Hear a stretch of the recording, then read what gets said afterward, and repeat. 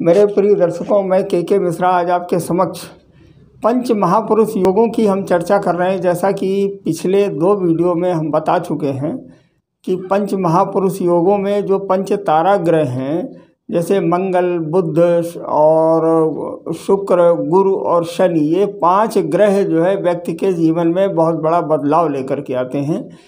इनसे कुछ योग बनते हैं जिनका नाम रखा गया है पंच महापुरुष योग। अगर ये ग्रह स्वराशि या उच्च राशि में होकर के केंद्र स्थान में हो, केंद्र स्थान को आप समझते हैं 1, 4, 7 और माने प्रथम भाव, चतुर्थ भाव, सप्तम भाव और दसम भाव को केंद्र स्थान बोलते हैं। अगर ये 5 ग्रह इन स्थानों में स्वराशि, उच्च राशि या मूल त्रिकोण के होकर के उपस्थित होते हैं, विराजमान होते हैं, तो योग पंच महापुरुष योग बनते हैं। अब इन सब के हमने नाम भी बताए थे। जैसे मंगल से बनने वाले योग को रोचक योग बोलते हैं। इसके बाद में बुध से बनने वाले योग को हम भद्र योग बोलते हैं। गुरु से बनने वाले योग को शश योग बोलते हैं। ये 3 योगों के बारे में हमने विस्तृत चर्चा की है अपने इसके पहले वाले वीडियो में। अब आज नंबर है शुक्र का। शुक्र से बनने वाला मालव्य योग कैसे बनता है और ये किन किन राशियों में बनता है और किस राशि के लिए कौन सा रत्न धारण करना चाहिए, इसके संदर्भ में हम बात करेंगे आज हम। तो मित्रों,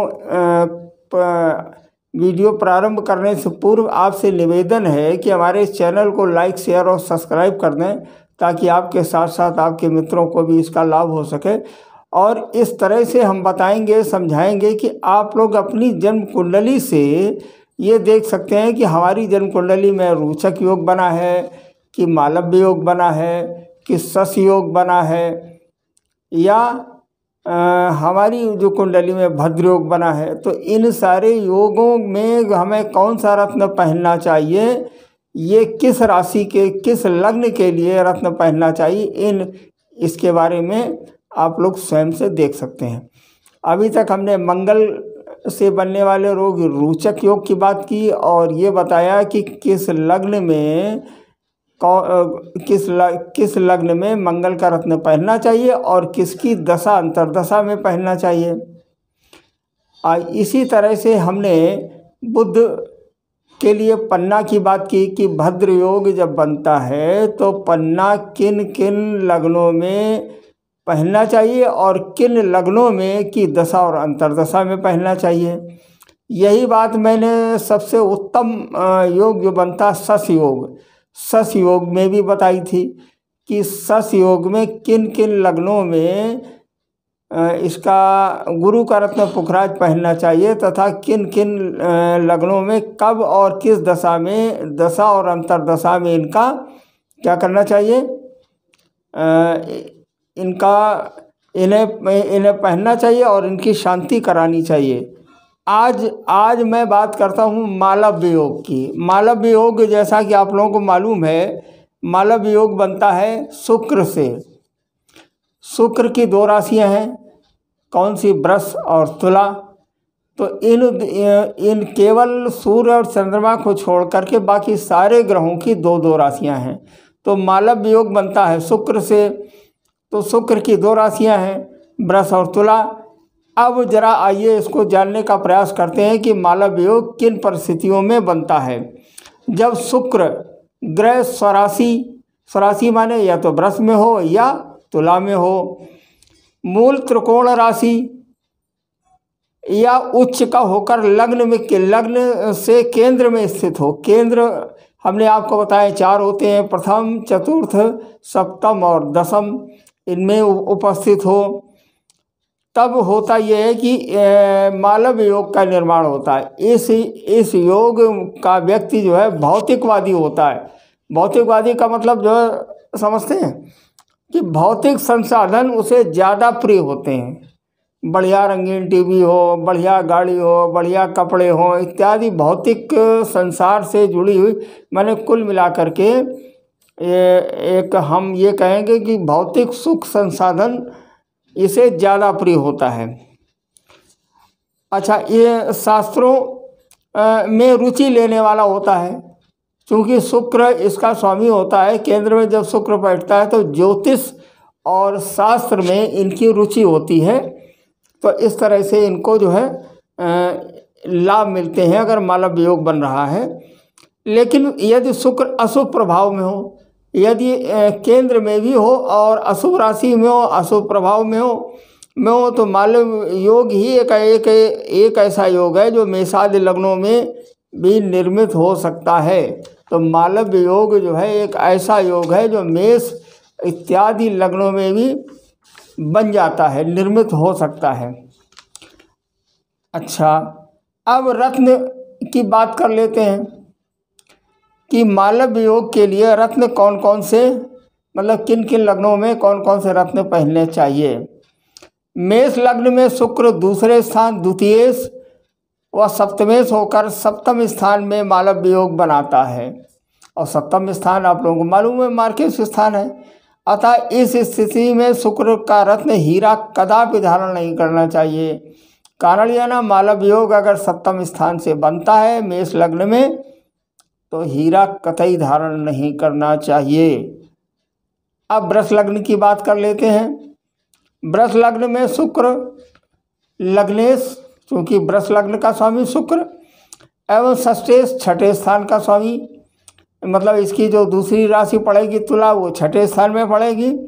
लग्न में अगर मालव योग बन रहा हो तो ये इसमें जीवन पर्यंत शुक्र का रत्न हीरा धारण करना चाहिए। क्योंकि लग्नेश को न षष्ठेश का दोष लगता है, न अष्टमेश का दोष लगता है, न द्वादशेश का दोष लगता है।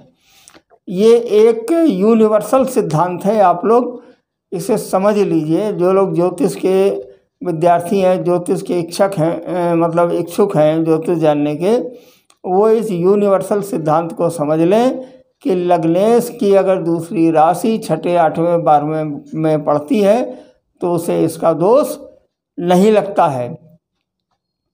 अब बात करते हैं मिथुन लग्न की। मिथुन लग्न में शुक्र पंचम स्थान का स्वामी और 12वें स्थान का स्वामी होकर के दसम स्थान में अगर मालव योग का निर्माण करता है, माने केंद्र में 1, 4, 7 और 10 में मालव योग का निर्माण करता है, तो इस स्थिति में शुक्र का रत्न हीरा धारण किया जा सकता है। तो इस स्थिति में शुक्र का रत्न हम पहन सकते हैं। उसके पीछे कारण है कि पंचमेश अति शुभ भाव है। पंचमेश में जो राशि पड़ती है वो बहुत ही शुभ मानी जाती है। पंचमेश में तुला लग्न आ जाती है और तुला लग्न का स्वामी शुक्र अगर 10वें स्थान में आकर के मालव योग का निर्माण कर देता है तो इसका मतलब शुक्र शुभता ले आता है, तो इसका रत्न पहनना चाहिए। अब बात करते हैं कर्क लग्न की। कर्क लग्न का स्वामी चंद्रमा होता है। कर्क लग्न में शुक्र चतुर्थेश चौथे स्थान एवं एकादशेश 11वें स्थान का होकर चौथे भाव में अगर मालव योग का निर्माण करता है तो इस शुक्र की दशा और अंतर्दशा में ही हीरा रत्न का धारण करना चाहिए, वैसे नहीं पहनना चाहिए। क्यों नहीं पहनना चाहिए कि शुक्र चौथे स्थान और एकादश स्थान त्रिशदाय का स्थान है, इस स्थान का स्वामी है, लिहाजा इसे वैसे नहीं पहनना चाहिए। लेकिन अगर दशा अंतर्दशा इसकी चल रही है तो शुक्र का रत्न हीरा धारण करना चाहिए। अब बात करते हैं सिंह लग्न की। सिंह लग्न में शुक्र तीसरे स्थान एवं दसवें स्थान का स्वामी होकर के अगर दसम स्थान में मालव योग बनाता है, माने शुक्र की स्थिति अगर 10वें स्थान में है तो शुक्र की दशा अंतर्दशा में क्या करना चाहिए, इस रत्न हीरा को धारण करना चाहिए, हीरा को पहन लेना चाहिए। बात करते हैं कन्या लग्न की। कन्या लग्न में शुक्र दूसरे स्थान का स्वामी, दूसरा स्थान मार्केश होता है, वह नवमेश होकर सप्तम स्थान में मालव योग का निर्माण करता है। इस स्थिति में भी हीरा रत्न सामान्यता से बचना चाहिए, हीरा कम से कम पहनना चाहिए। आजकल तो शादी विवाह कामकाज में हीरा सूट कर रहा हो या न सूट कर रहा हो, लेकिन होता ये कि सगाई में हीरे की ही अंगूठी पेश करेंगे। क्यों भाई पेश करेंगे जब हीरा सूट नहीं करता है ना। लेकिन हीरे की अंगूठी वो फैशन में आ गई है, हीरे की अंगूठी पहने। तो कन्या लग्न में सामान्यतः ये रत्न नहीं पहनना चाहिए। दशा और अंतर्दशा अगर चल रही है तो इस रत्न का धारण कर लें। अब तुला लग्न की बात करते हैं। तुला लग्न में शुक्र लग्नेश व अष्टमेश होता है। लग्नेश और अष्टमेश होकर स्वयं लग्न में ही अगर माला वियोग का निर्माण करता है, स्वयं अगर लग्न में ही उपस्थित हो तो उसे जीवन पर्यंत हीरा रत्न धारण करना चाहिए। मैं पहले ये सिद्धांत बता चुका हूँ क्या कि लग्नेश को अष्टमेश, षष्ठेश और द्वादशेश का दोष नहीं लगता है। अगर तुला लग्न में मालव योग माने शुक्र अगर तुला लग्न में है तो जीवन पर्यंत आप हीरा पहन सकते हैं। बात करते हैं वृश्चिक लग्न की। वृश्चिक लग्न को 8 नंबर से लिखा जाता है और वृश्चिक लग्न में शुक्र द्वादशेश 12वें स्थान एवं 7वें स्थान में इसकी दूसरी राशि पड़ती है। अगर सप्तम भाव में ये मालव योग बना रहा है, निर्माण कर रहा है, तो इस स्थिति में हीरा से कोसों दूर रहना चाहिए। हीरा बिल्कुल नहीं पहनना चाहिए। अगर हीरा पहन लेंगे तो सिवाय नुकसान के अलावा और कुछ नहीं है। अब बात करते हैं धनु लग्न की। इसे 9 नंबर से लिखा जाता है। धनु लग्न में शुक्र लाभेश, लाभ स्थान का स्वामी एवं षष्ठेश, छठे स्थान का स्वामी होकर चौथे भाव में मालव योग बनाता है। चौथे भाव में मालव योग बनाता है। इस स्थिति में भी हीरा रत्न धारण नहीं करना चाहिए। क्यों नहीं करना चाहिए? शुक्र लाभेश, लाभ माने एकादश स्थान त्रिशदाय का स्वामी एवं षष्ठेश, रोग ऋण और शत्रु के भाव का स्वामी होकर के अगर चौथे स्थान में आकर के बैठ गया है तो शुक्र का रत्न धारण नहीं करना चाहिए। मित्रों, आप हमारी एक एक बात को अच्छी तरह से जो है समझ लीजिए। इस तरीके से कोई ना कोई बताएगा ना कोई समझाएगा। आप लोग अच्छी तरह से समझ लें। जो ज्योतिष के विद्यार्थी हैं वो हमसे व्यक्तिगत रूप से कोई भी क्वेश्चन करके पूछ सकते हैं। अब बात करते हैं मकर लग्न की। मकर को 10 नंबर से लिखते हैं। मकर लग्न में शुक्र दशमेश माने 10वें स्थान का स्वामी एवं पंचमेश और पौर 5वें स्थान का स्वामी होकर के योग कारक ग्रह की भूमिका अदा करता है। पंचम स्थान में जो ग्रह होता है वो योग कारक ग्रह की भूमिका अदा करता है। अतः ऐसी स्थिति में शुक्र रत्न हीरा जीवन पर्यंत पहनना चाहिए। हीरे का कभी पिंड न छोड़ें। हीरा पहने और अच्छा हीरा पहने, बड़ा हीरा पहने। अगर स्थिति अच्छी हो तो बड़ा हीरा, कम से कम 2 से 3 कैरेट का हीरा पहनना चाहिए। अब बात करते हैं मीन लग्न की। मीन लग्न में शुक्र तीसरे स्थान का स्वामी, क्योंकि मीन और मीन के बाद जो तीसरा स्थान पड़ता है वो उसमें वृष लग्न आती है। तीसरे स्थान का स्वामी व 8वें स्थान का स्वामी होकर के मालव, अगर लग्न में मालव योग इसने बना दिया की रचना करता है। इस स्थिति में हीरा रत्न को दूर ही रहना चाहिए, क्योंकि तीसरा स्थान और 8वां स्थान दोनों ही मारक स्थान है। तीसरे स्थान को त्रिशदाय और 8वें स्थान को मार्केश स्थान बोलते हैं। मित्रों, ये बात हो गई शुक्र से बनने वाले मालव योग की। अभी तक मैंने आपको बताया और उचक योग मंगल से बनने वाला।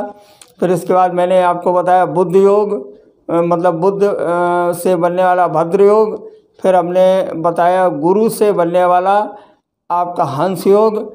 और फिर आज अभी हमने बताया कि शुक्र से बनने वाला मालव योग। मित्रों, आप लोग अपनी कुंडली में इन योगों को देखें और आपकी लग्न कौन सी है, राशि कौन सी है, उस हिसाब से रत्न को धारण करें। ऐसा न करें कि किसी ने बता दिया, उठाया रत्न बनवाया और उंगली में डाल लिया, बजाय फ़ायदा के नुकसान होने लगा।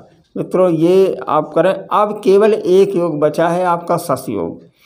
सस योग में ज़्यादा समय लेंगे, इसलिए हम इसको इस वीडियो में शामिल नहीं करेंगे, क्योंकि सस योग बनता है शनि से और शनि हमारे दंडाधिकारी हैं। तो जब इस योग की बात करेंगे तो इसमें 7.5 शनि का गोचर और शनि का अष्टम और छठे स्थान में ये क्या फल करता है, हम इसके बारे में भी बात करेंगे। अब हम अपने अगले वीडियो में आपसे पुनः मुलाकात करेंगे मित्रों। हम प्रतिदिन एक वीडियो आप तक लाने का प्रयास कर रहे हैं, लेकिन आप लोग हमारे इस चैनल को सब्सक्राइब नहीं करते। इस वीडियो को अंत तक आप लोग देखिए ताकि आपको कुछ प्राप्त हो। धन्यवाद, नमस्कार, जय श्री राम।